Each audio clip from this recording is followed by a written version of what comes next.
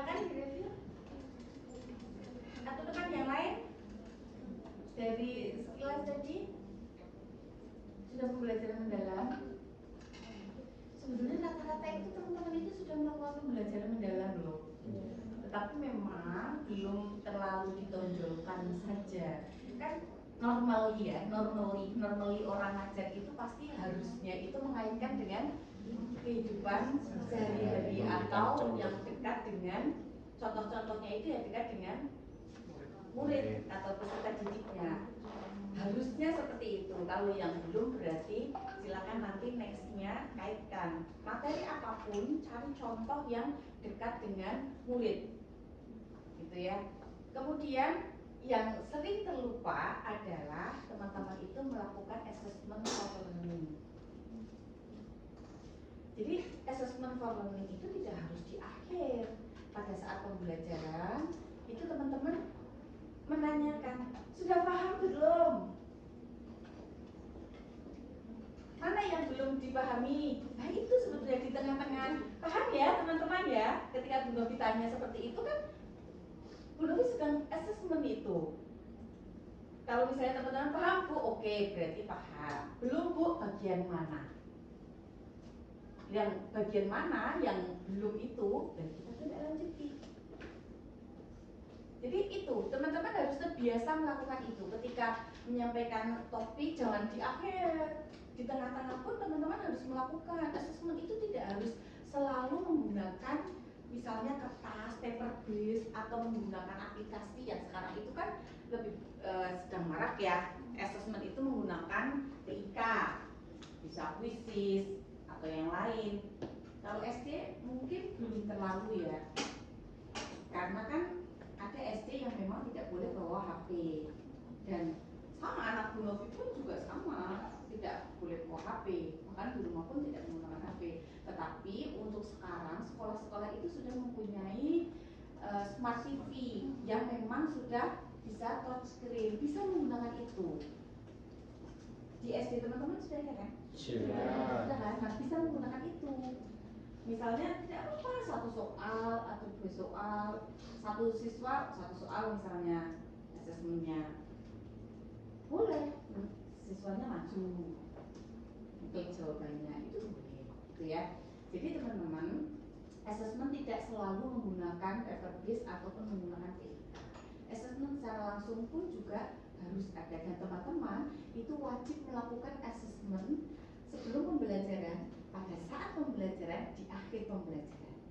Di awal pembelajaran itu bisa sebagai asesmen diagnostik, gitu ya, untuk mengetahui, terserah asesmen diagnostiknya itu boleh kognitif maupun non kognitif, terserah. Karena itu asesmen diagnostik, maka hasilnya digunakan untuk merancang pembelajaran. Kemudian boleh juga teman-teman asesmen di awalnya itu berupa pertanyaan pemantik untuk memetakan, oh ini peserta didik yang sudah paham materi dasarnya. Boleh, itu asesmen. Kemudian di tengah-tengah pembelajaran, pada saat proses pembelajaran, teman-teman melakukan asesmen juga. Misalnya seperti tadi, asesmen for learning dalam bentuk pertanyaan lisan boleh. Atau teman-teman melakukan asesmen kinerja yang ketika peserta didik sedang melakukan diskusi, teman-teman mencatat, menilai. Nah, kalau misalnya itu untuk UKIM, sebaiknya teman-teman memperlihatkan itu.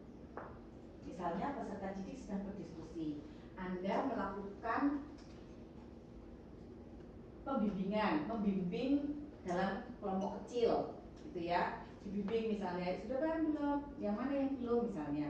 Itu pun Anda juga membawa misalnya kertas untuk menilai. Nah, itu harus ditambahkan kalau nanti pada saat UKIM.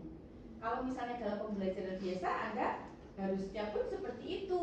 Kalau Anda tidak hafal, tapi ketika Anda hafal semua peserta didiknya, ya tidak apa-apa, tidak langsung begitu. Dan seperti itu nanti pada saat Anda duduk, Anda sambil menilai. Itu asesmen selama proses pembelajaran. Asesmen di akhir pembelajaran tujuannya adalah untuk mengetahui apakah tujuan pembelajaran di pertemuan tersebut sudah tercapai atau tidak. Paham ya? Nah itu biasanya yang sedikit terlewat, padahal itu penilaiannya ada 3. Apakah peserta atau mahasiswa itu merencanakan asesmen, diagnostik, kemudian formatif, sumatif, itu harus direncanakan di NPM-nya atau NPP-nya atau modul ajarnya. Apakah peserta didik melakukan asesmen, penilaian di awal, inti dan akhir, awal proses dan akhir. Apakah peserta didik mahasiswa menggunakan hasil evaluasi dalam pembelajarannya. Jadi harusnya tampak, misalnya hasil dari asesmen diagnostik digunakan untuk membagi kelompok misalnya. Itu kan tampak. Berarti dia menggunakan hasil evaluasi atau hasil asesmen untuk merencanakan tindak lanjut. Paham ya? Kalau yang tadi bagaimana memberi masukannya sebagai pesertanya? Tidak, baik. Di bagian mana yang kurang? Teman-teman itu ketika memberi masukan itu bukan untuk menjatuhkan, tapi memberi masukan pada teman supaya menjadi lebih baik lagi. Sahabat yang baik itu yang mengingatkan, bukan menjerumuskan. Gitu ya. Tidak apa-apa, yang diberi masukan juga harus senang harusnya. Oh, oke, berarti besok saya harus lebih baik lagi misalnya. Ada masukan? Karena kalau kita kan hanya melihat sekilas ya. Yang menjadi peserta didiknya bagaimana? Menurut saya, Iya.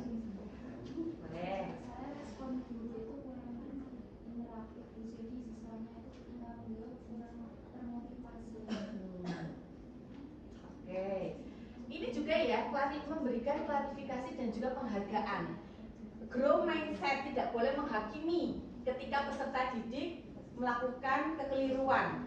Salah kamu, bodoh kamu, gak boleh. Iya, bisa. Wah, aku ramai di sekolah, gak boleh seperti itu. Sebaiknya, oke, ada kesalahpahaman, pakai bahasa yang halus. Ya, sometimes kita menjadi dokter Tirta, sometimes ya lebih baik menjadi dokter dia, gitu ya. Kalau Anda menjadi dokter Tirta terus nanti mental peserta didik Anda langsung down. Gitu ya.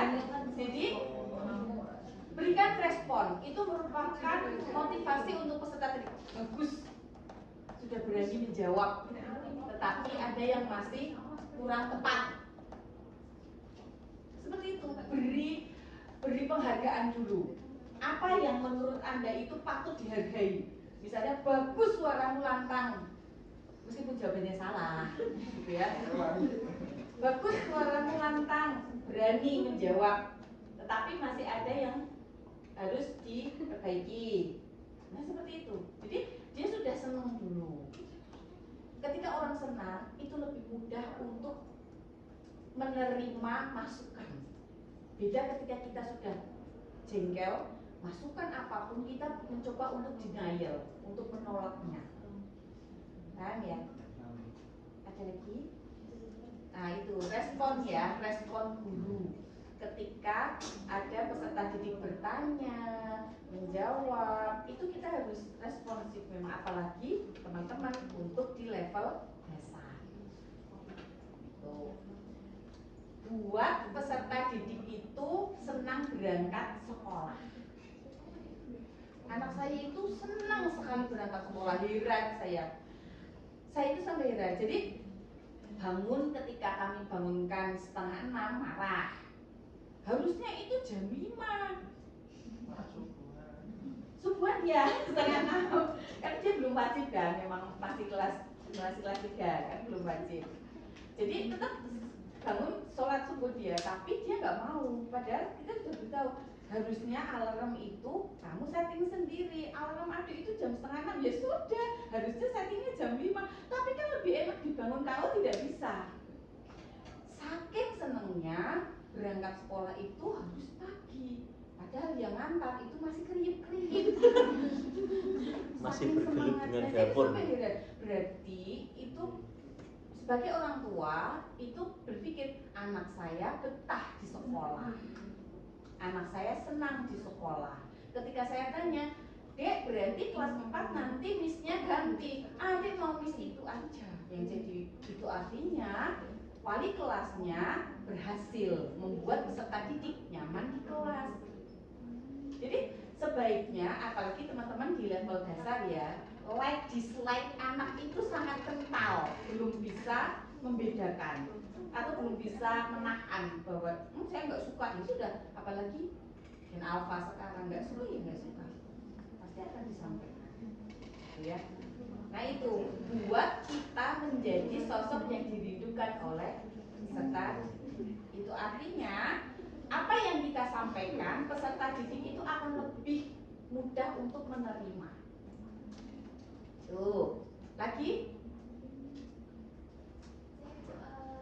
Kalau dari video tersebut tuh, setelah saya menjadi muridnya Mbak Rizky itu, di situ Mbak Rizky kurang adanya mengaitkan dalam konservasi di pembelajaran film Ovid. Jadi kayak berkesadarannya itu kurang. Jadi kayak mungkin di situ bisa ditambahkan tentang pentingnya tidak membuang-buang makanan. Oke. Itu yang dimaksud ya. Jadi sebetulnya tidak harus ada tulisan sesuai dengan mata kuliah konservasi, itu tidak. Tetapi ketika memang mata kuliah materi itu bisa dikaitkan, ya harus dikaitkan.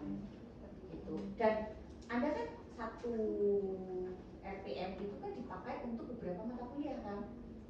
Atau Anda membuat khusus untuk mata kuliah Bunovi 1 RPM, assessment 1 RPM, enggak kan? Tidak kan? Nah, seperti itu. Jadi ini untuk semua sih. Ada lagi? Cukup? Cukup. Oke, kita beri plus ke satu lagi ya. Jadi 3. Nanti minggu depan berarti untuk yang micro teaching 2, 3 orang yang hari ini belum. Teman-teman yang lain semoga di-rating juga ya oleh Bapak Ibu dosennya ya. Yang kalaupun